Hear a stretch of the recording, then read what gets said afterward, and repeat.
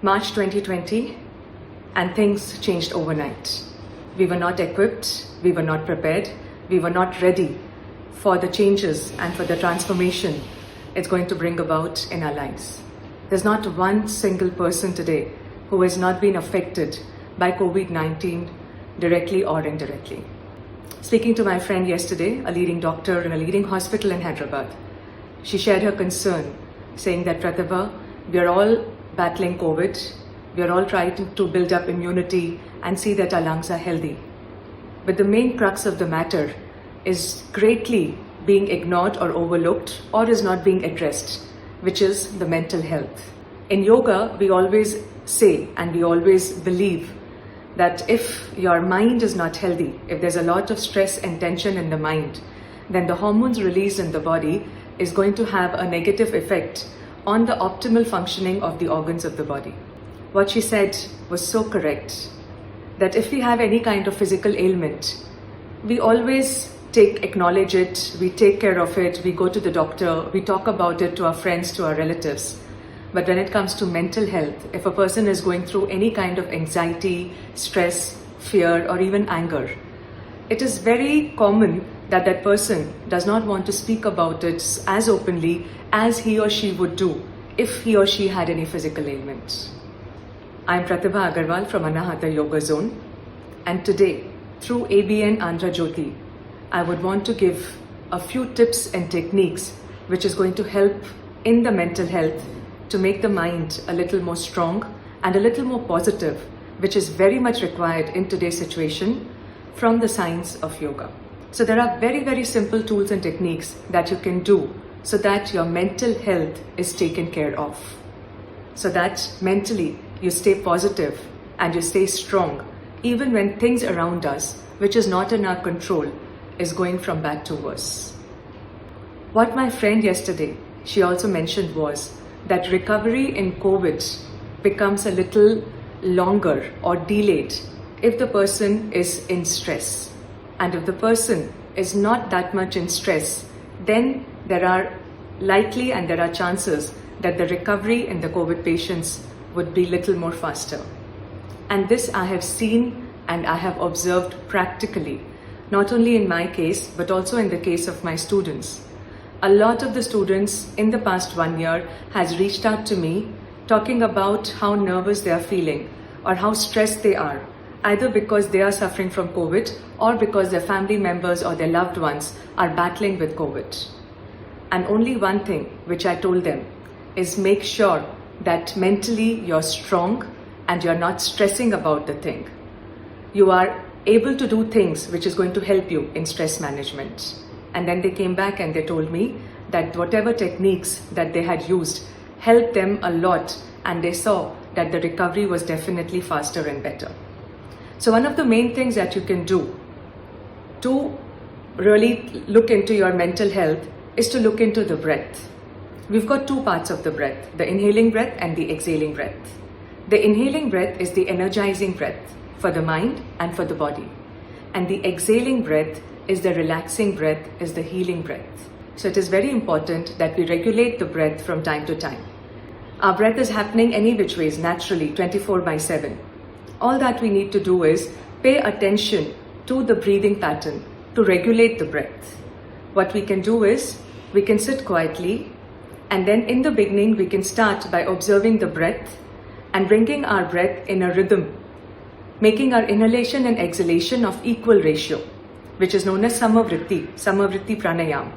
So if your inhalation is for 3 seconds, you exhale also for 3 seconds. If your inhaling breath length is 4 seconds, you exhale for 4 seconds, or even longer if you're comfortable. You're not straining yourself, you're just bringing about a rhythm in the breath. So if you're inhaling for 1, 2, 3, consciously being aware you also exhale for 1, 2, 3. Do this for about 8 to 10 times. It will take you less than a minute or maybe 2 minutes at the most. And then after that, when you are connected to the breath, start increasing the length of your exhalation. Usually we say in the ratio 1:2. So if you're breathing in for a count of 3, you exhale out for a count of 6. But in case for somebody, exhaling out for 6 seconds might be difficult, but inhaling for 3 seconds is comfortable, they can start in the beginning by exhaling out only for 4 seconds or 5 seconds, a little more than the inhaling length breath of the breath. And then slowly build it up to 6, making it 1:2 ratio. And it is very simple. This is how and what you have to do. So you breathe in 1, 2, 3, and then you breathe out 1, 2, 3, 4, 5, 6.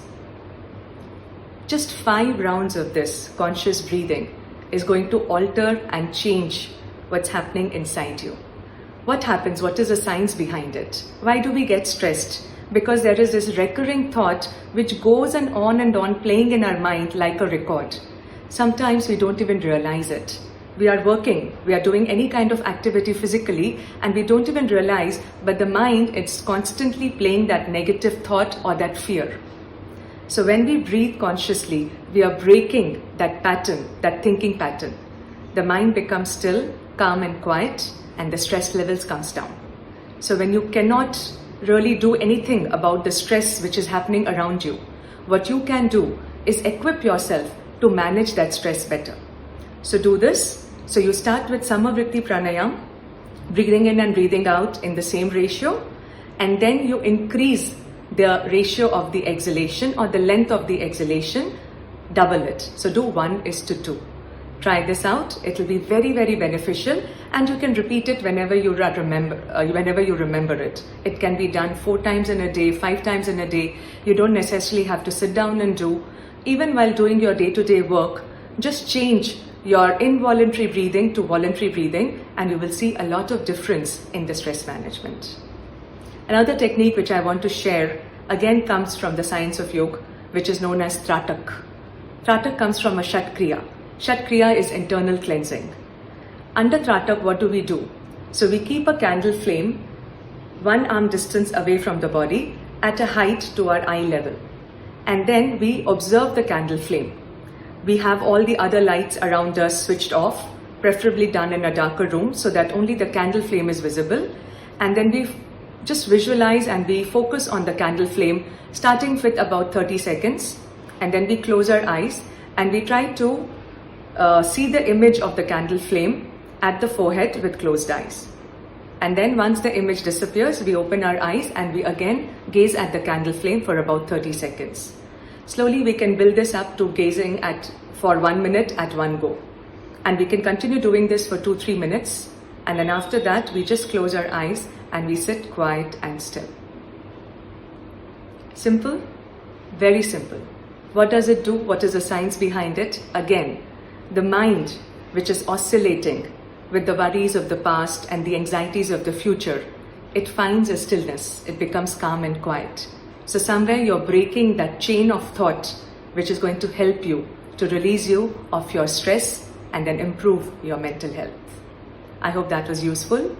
Please do practice and please keep following ABN Andhra Jyoti for many more of these tips to combat and to relieve you of any kind of anxiety, stress, fear or anger in the mind.